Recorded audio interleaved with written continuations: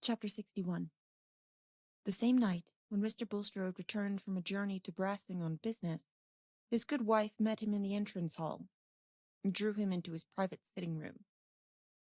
"Nicholas," she said, fixing her honest eyes upon him anxiously, "there has been such a disagreeable man here asking for you. It has made me quite uncomfortable." "What kind of man, my dear?" said Mr. Bulstrode, dreadfully certain of the answer. "A red-faced man, with large whiskers, and most impudent in his manner. He declared he was an old friend of yours, and said you would be sorry not to see him. He wanted to wait for you here, but I told him he could see you at the bank tomorrow morning. Most impudent he was, stared at me, and said his friend Nick had luck in wives. I don't believe he would have gone away if Blucher had not happened to break his chain and come running round on the gravel, for I was in the garden. So I said, 'You'd better go away. The dog is very fierce. I can't hold him.' Do you really know anything of such a man?" "I believe I know who he is, my dear," said Mr. Bulstrode in his usual subdued voice. "An unfortunate, dissolute wretch, whom I helped too much in days gone by. However, I presume you will not be troubled by him again. He will probably come to the bank, to beg, doubtless." No more was said on the subject until the next day, when Mr. Bulstrode had returned from the town and was dressing for dinner. His wife, not sure that he was come home, looked into his dressing-room and saw him with his coat and cravat off, leaning one arm on a chest of drawers and staring absently at the ground. He started nervously and looked up as she entered. "You look very ill, Nicholas. Is there anything the matter?" "I have a good deal of pain in my head," said Mr. Bulstrode, who was so frequently ailing that his wife was always ready to believe in this cause of depression. "Sit down and let me sponge it with vinegar." Physically, Mr. Bulstrode did not want the vinegar, but morally the affectionate attention soothed him. Though always polite, it was his habit to receive such services with marital coolness, as his wife's duty. But today, while she was bending over him, he said, "You are very good, Harriet," in a tone which had something new in it to her ear. She did not know exactly what the novelty was, but her woman's solicitude shaped itself into a darting thought that he might be going to have an illness. "Has anything worried you?" she said. "Did that man come to you at the bank?" "Yes, it was as I had supposed. He is a man who at one time might have done better. But he is sunk into a drunken, debauched creature." "Is he quite gone away?" said Mrs. Bulstrode, anxiously. But for certain reasons she refrained from adding, "It was very disagreeable to hear him calling himself a friend of yours." At that moment she would not have liked to say anything which implied her habitual consciousness that her husband's earlier connections were not quite on a level with her own. Not that she knew much about them. That her husband had at first been employed in a bank, that he had afterwards entered to what he called city business and gained a fortune before he was 33, that he married a widow who was much older than himself, a dissenter, and in other ways probably of that disadvantageous quality usually perceptible in a first wife if inquired into, with the dispassionate judgment of a second, was almost as much as she had cared to learn beyond the glimpses which Mr. Bulstrode's narrative occasionally gave of his early bent towards religion, his inclination to be a preacher, and his association with missionary and philanthropic efforts. She believed in him as an excellent man, whose piety carried a peculiar eminence in belonging to a layman, whose influence had turned her own mind toward seriousness, and whose share of perishable good had been the means of raising her own position. But she also liked to think that it was well in every sense for Mr. Bulstrode to have won the hand of Harriet Vincey, whose family was undeniable in a Middlemarch light, a better light, surely, than any thrown in London thoroughfares or dissenting chapel yards. The unreformed provincial mind distrusted London, and while true religion was everywhere saving, honest Mrs. Bulstrode was convinced that to be saved in the church was more respectable. She so much wished to ignore towards others that her husband had ever been a London dissenter, that she liked to keep it out of sight even in talking to him. He was quite aware of this. Indeed, in some respects he was rather afraid of this ingenuous wife, whose imitative piety and native worldliness were equally sincere, who had nothing to be ashamed of, and whom he had married out of a thorough inclination still subsisting. but his fears were such as belong to a man who cares to maintain his recognized supremacy.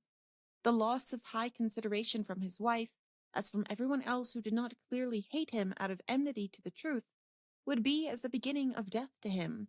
When she said, "Is he quite gone away?" "Oh, I trust so," he answered, with an effort to throw as much sober unconcern into his tone as possible. But in truth, Mr. Bulstrode was very far from a state of quiet trust. In the interview at the bank, Raffles had made it evident that his eagerness to torment was almost as strong in him as any other greed. He had frankly said that he had turned out of the way to come to Middlemarch, just to look about him and see whether the neighborhood would suit him to live in. He had certainly had a few debts to pay, more than he expected, but the £200 were not gone yet. A cool 25 would suffice him to go away with for the present. What he had wanted chiefly was to see his friend Nick and family, and know all about the prosperity of a man to whom he was so much attached. By and by he might come back for a longer stay. This time Raffles declined to be seen off the premises, as he expressed it, declined to quit Middlemarch under Bulstrode's eyes. He meant to go by coach the next day, if he chose. Bulstrode felt himself helpless. Neither threats nor coaxing could avail. He could not count on any persistent fear, nor on any promise. On the contrary, he felt a cold certainty at his heart that Raffles, unless Providence sent death to hinder him, would come back to Middlemarch before long, and that certainty was a terror. It was not that he was in danger of legal punishment or of beggary. He was in danger only of seeing disclosed to the judgment of his neighbours and the mournful perception of his wife certain facts of his past life which would render him an object of scorn and an opprobrium of the religion with which he had diligently associated himself. The terror of being judged sharpens the memory. It sends an inevitable glare over that long unvisited past which has been habitually recalled only in general phrases. Even without memory, the life is bound into one by a zone of dependence in growth and decay, but intense memory forces a man to own his blameworthy past. With memory set smarting like a reopened wound, a man's past is not simply a dead history, an outworn preparation of the present. It is not a repented error shaken loose from the life. It is a still quivering part of himself, bringing shudders and bitter flavors and the tinglings of a merited shame. Into this second life Bulstrode's past had now risen, only the pleasures of it seeming to have lost their quality. Night and day, without interruption save of brief sleep, which only wove retrospect and fear into a fantastic present, he felt the scenes of his earlier life coming between him and everything else, as obstinately as when we look through the window from a lighted room. The objects we turn our backs on are still before us, instead of the grass and the trees. The successive events inward and outward were there in one view, though each might be dwelt on in turn. The rest still kept their hold in the consciousness. Once more he saw himself the young banker's clerk, with an agreeable person, as clever in figures as he was fluent in speech and fond of theological definition, an eminent though young member of a Calvinistic dissenting church at Highbury, having had striking experience in conviction of sin and sense of pardon. Again he heard himself called for as Brother Bulstrode in prayer meetings, speaking on religious platforms, preaching in private houses. Again he felt himself thinking of the ministry as possibly his vocation, and inclined towards missionary labor. That was the happiest time of his life. That was the spot he would have chosen now to awaken and find the rest a dream. The people among whom Brother Bulstrode was distinguished were very few, but they were very near to him, and stirred his satisfaction the more. His power stretched through a narrow space, but he felt its effect the more intensely. He believed without effort in the peculiar work of grace within him, and in the signs that God intended him for special instrumentality. Then came the moment of transition. It was with a sense of promotion he had when he, an orphan educated at a commercial charity school, was invited to a fine villa belonging to Mr. Dunkirk, the richest man in the congregation. Soon he became an intimate there, honoured for his piety by the wife, marked out for his ability by the husband, whose wealth was due to a flourishing city and West End trade. That was the setting in of a new current for his ambition, directing his prospects of instrumentality towards the uniting of distinguished religious gifts with successful business. By and by came a decided external leading. Confidential subordinate partner died, and nobody seemed to the principal so well fitted to fill the severely felt vacancy as his young friend Bulstrode, if he would become confidential accountant. The offer was accepted. The business was a pawnbroker's of the most magnificent sort, both in extent and profits. And on a short acquaintance with it, Bulstrode became aware that one source of magnificent profit was the easy reception of any goods offered, without strict inquiry as to where they came from. But there was a branch house at the West End, and no pettiness or dinginess to give suggestions of shame. He remembered his first moments of shrinking. They were private and were filled with arguments, some of these taking the form of prayer. The business was established and had old roots. Is it not one thing to set up a new gin palace and another to accept an investment in an old one? The profits made out of lost souls. Where can the line be drawn at which they begin in human transactions? Was it not even God's way of saving his chosen? Thou knowest, the young Bulstrode had said then, as the older Bulstrode was saying now, thou knowest how loose my soul sits from these things, how I view them all as implements for tilling thy garden rescued here and there from the wilderness.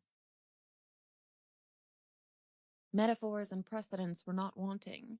Peculiar spiritual experiences were not wanting, which at last made the retention of his position seem a service demanded of him. The vista of a fortune had already opened itself, and Bulstrode's shrinking remained private.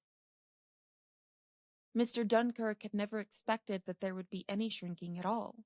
He had never conceived that trade had anything to do with the scheme of salvation, and it was true that Bulstrode found himself carrying on two distinct lives. His religious activity could not be incompatible with this business, as soon as he had argued himself into not feeling it incompatible. Mentally surrounded with that past again, Bulstrode had the same pleas.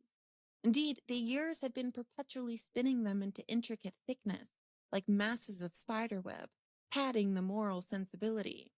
Nay, as age made egoism more eager but less enjoying, his soul had become more saturated with the belief that he did everything for God's sake, being indifferent to it for his own.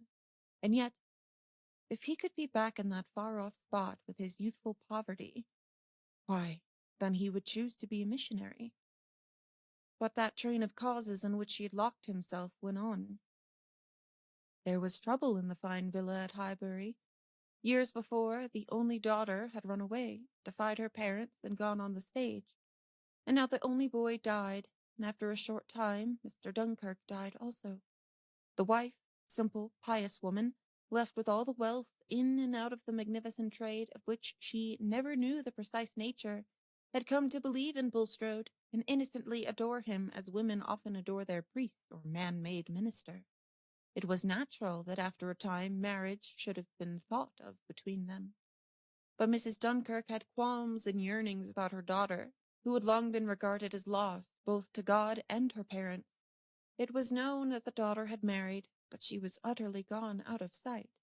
The mother, having lost her boy, imagined a grandson, and wished in a double sense to reclaim her daughter.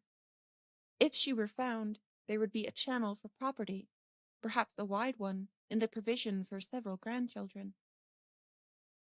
Efforts to find her must be made before Mrs. Dunkirk would marry again. Bulstrode concurred, but after advertisement as well as other modes of inquiry had been tried, the mother believed that her daughter was not to be found, and consented to marry without reservation of property. The daughter had been found, but only one man besides Bulstrode knew it, and he was paid for keeping silence and carrying himself away. That was the bare fact which Bulstrode was now forced to see in the rigid outline with which acts present themselves to onlookers. But for himself at that distant time, and even now in burning memory, the fact was broken into little sequences. each justified as it came by reasonings which seemed to prove it righteous. Bulstrode's course up to that time had, he thought, been sanctioned by remarkable providences, appearing to point the way for him to be the agent in making the best use of a large property and withdrawing it from perversion. Death and other striking dispositions, such as feminine trustfulness, had come, and Bulstrode would have adopted Cromwell's words. Do you call these bare events? The Lord pity you. The events were comparatively small, but the essential condition was there, namely, that they were in favor of his own ends. It was easy for him to settle what was due from him to others by inquiring what were God's intentions with regard to himself. Could it be for God's service that this fortune should in any considerable proportion go to a young woman and her husband, who were given up to the lightest pursuits and might scatter it abroad in triviality, people who seemed to lie outside the path of remarkable providences? Bulstrode had never said to himself beforehand, "The daughter shall not be found." Nevertheless, when the moment came, he kept her existence hidden, and when other moments followed, he soothed the mother with consolation in the probability that the unhappy young woman might be no more. There were hours in which Bulstrode felt that his action was unrighteous, but how could he go back? He had mental exercises, called himself not, laid hold on redemption, and went on in his course of instrumentality. And after 5 years, death again came to widen his path by taking away his wife. He did gradually withdraw his capital, but he did not make the sacrifices requisite to put an end to the business, which was carried on for 13 years afterwards before it finally collapsed. Meanwhile, Nicholas Bulstrode had used his 100,000 discreetly, and was become provincially, solidly important, a banker, a churchman, a public benefactor, also a sleeping partner in trading concerns, in which his ability was directed to economy in the raw material, as is the case of the dyes which rotted Mr. Vincey's silk. And now, when this respectability had lasted undisturbed for nearly 30 years, when all that preceded it had long lain benumbed in the consciousness, that past had risen and immersed his thoughts as if with the terrible eruption of a new sense overburthening the feeble being. Meanwhile, in his conversation with Raffles, he had learned something momentous, something which entered actively into the struggle of his longings and terrors. There, he thought, lay an opening towards spiritual, perhaps towards material, rescue. The spiritual kind of rescue was a genuine need with him. There may be coarse hypocrites who consciously affect beliefs and emotions for the sake of gulling the world, but Bulstrode was not one of them. He was simply a man whose desires had been stronger than his theoretic beliefs, and who had gradually explained the gratification of his desires into satisfactory agreement with those beliefs. If this be hypocrisy, it is a process which shows itself occasionally in us all, to whatever confession we belong, and whether we believe in the future perfection of our race or in the near estate fixed for the end of the world, whether we regard the earth as a putrefying nidus for a saved remnant, including ourselves, or have a passionate belief in the solidarity of mankind. The service he could do to the cause of religion had been through life the ground he alleged to himself for his choice of action. It had been the motive which he had poured out in his prayers. Who would use money and position better than he meant to use them? Who could surpass him in self-abhorrence and exaltation of God's cause? And to Mr. Bulstrode, God's cause was something distinct from his own rectitude of conduct. It enforced a discrimination of God's enemies, who were to be used merely as instruments, and whom it would be as well if possible to keep out of money and consequent influence. Also, profitable investments in trades where the power of the prince of this world showed its most active devices became sanctified by a right application of the profits in the hands of God's servant. This implicit reasoning is essentially no more peculiar to evangelical belief than the use of wide phrases for narrow motives is peculiar to Englishmen. There is no general doctrine which is not capable of eating out our morality if unchecked by the deep-seated habit of direct fellow-feeling with individual fellow-men. But a man who believes in something else than his own greed has necessarily a conscience or standard to which he more or less adapts himself. Bulstrode's standard had been his serviceableness to God's cause. I am sinful and not, a vessel to be consecrated by use. But use me had been the mold into which he had constrained his immense need of being something important and predominating, and now had come a moment in which that mold seemed in danger of being broken and utterly cast away. What if the acts he had reconciled himself to, because they made him a stronger instrument of the divine glory, were to become the pretext of the scoffer and a darkening of that glory? If this were to be the ruling of Providence, he was cast out from the temple as one who had brought unclean offerings. He had long poured out utterances of repentance, but today a repentance had come which was of a bitterer flavor, and a threatening Providence urged him to a kind of propitiation which was not simply a doctrinal transaction. The divine tribunal had changed its aspect for him. Self-prostration was no longer enough, and he must bring restitution in his hand. It was really before his God that Bulstrode was about to attempt such restitution as seemed possible. A great dread had seized his susceptible frame, and the scorching approach of shame wrought in him a new spiritual need.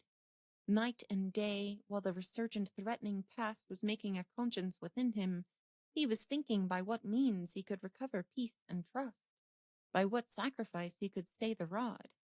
His belief in these moments of dread was that if he spontaneously did something right, God would save him from the consequences of wrongdoing.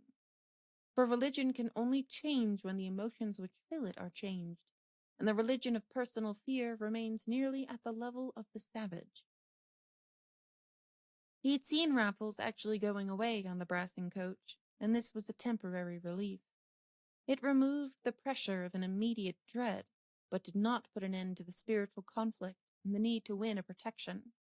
At last he came to a difficult resolve, and wrote a letter to Will Ladislaw, begging him to be at the Shrubs that evening for a private interview at 9 o'clock. Will had felt no particular surprise at the request, and connected it with some new notions about the pioneer, but when he was shown into Mr. Bulstrode's private room, he was struck with the painfully worn look on the banker's face, and was going to say, "Are you ill?" when, checking himself in that abruptness, he only inquired after Mrs. Bulstrode, and her satisfaction with the picture bought for her. "Thank you. She is quite satisfied. She's gone out with her daughters this evening. I begged you to come, Mr. Ladislaw, because I have a communication of a very private, indeed I will say of a sacredly confidential nature, which I desire to make to you. Nothing, I dare say, has been farther from your thoughts than that there has been important ties in the past which could connect your history with mine."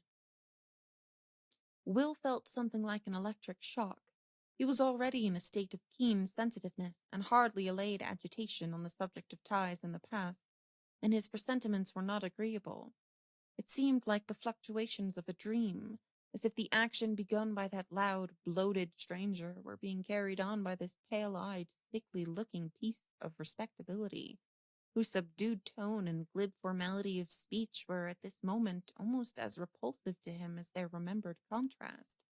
He answered with a marked change of colour, "No, indeed, nothing. You see before you, Mr. Ladislaw, a man who is deeply stricken. But for the urgency of conscience, and the knowledge that I am before the bar of one who seeth not as man seeth, I should be under no compulsion to make the disclosure which has been my object in asking you to come here tonight. So far as human laws go, you have no claim on me whatever." Will was even more uncomfortable than wondering. Mr. Bulstrode had paused, leaning his head on his hand and looking at the floor, but he now fixed his examining glance on Will and said, "I am told that your mother's name was Sarah Dunkirk, and that she ran away from her friends to go on the stage, also that your father was at one time much emaciated by illness. May I ask if you can confirm these statements?" "Yes, they are all true," said Will, struck with the order in which an inquiry had come, that might have been expected to be preliminary to the banker's previous hints. But Mr. Bulstrode had tonight followed the order of his emotions. He entertained no doubt that the opportunity for restitution had come, and he had an overpowering impulse towards the penitential expression by which he was deprecating chastisement.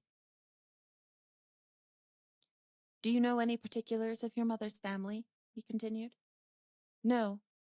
She never liked to speak of them. She was a very generous, honorable woman, said Will, almost angrily. I do not wish to allege anything against her. Did she never mention her mother to you at all? I've heard her say that she thought her mother did not know the reason of her running away. She said, poor mother, in a pitying tone. That mother became my wife, said Bulstrode, and then paused a moment before he added, You have a claim on me, Mr. Ladislaw. As I said before, not a legal claim, but one which my conscience recognizes. I was enriched by that marriage, a result which would probably not have taken place, certainly not to the same extent, if your grandmother could have discovered her daughter. That daughter, I gather, is no longer living. No, said Will, feeling suspicion and repugnance rising so strongly within him that, without quite knowing what he did, he took his hat from the floor and stood up. The impulse within him was to reject the disclosed connection. Pray, be seated, Mr. Ladislaw, said Bulstrode anxiously. Doubtless you are startled by the suddenness of this discovery, but I entreat your patience with one who was already bowed down by inward trial. Will reseated himself, feeling some pity which was half contempt for this voluntary self-abasement of an elderly man. It is my wish, Mr. Ladislaw, to make amends for the deprivation which befell your mother. I know that you are without fortune, and I wish to supply you adequately from a store which would have probably already been yours had your grandmother been certain of your mother's existence and been able to find her. Mr. Bulstrode paused. He felt that he was performing a striking piece of scrupulosity in the judgment of his auditor, and a penitential act in the eyes of God. He had no clue to the state of Will Ladislaw's mind, smarting as it was from the clear hints of Raffles, and with its natural quickness and construction stimulated by the expectation of discoveries which he would have been glad to conjure back into darkness. Will made no answer for several moments, till Mr. Bulstrode, who at the end of his speech had cast his eyes on the floor, now raised them with an examining glance, which Will met fully, saying, I suppose you did know of my mother's existence, and knew where she might have been found. Bulstrode shrank. There was a visible quivering in his face and hands. He was totally unprepared to have his advances met in this way, or to find himself urged into more revelation than he had beforehand set down as needful. But at that moment he dared not tell a lie, and he felt suddenly uncertain of his ground, which he had trodden with some confidence before. I will not deny that you conjecture rightly, he answered, with a faltering in his tone, and I wish to make atonement to you as the one still remaining who has suffered a loss through me.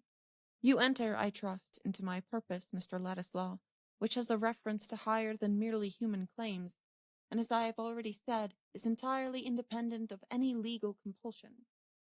I'm ready to narrow my own resources and the prospects of my family by binding myself to allow you £500 yearly during my life, and to leave you a proportional capital at my death. Nay, to do still more, if more should be definitely necessary to any laudable project on your part. Mr. Bulstrode had gone on to particulars in the expectation that these would work strongly on Ladislaw, and merge other feelings in grateful acceptance.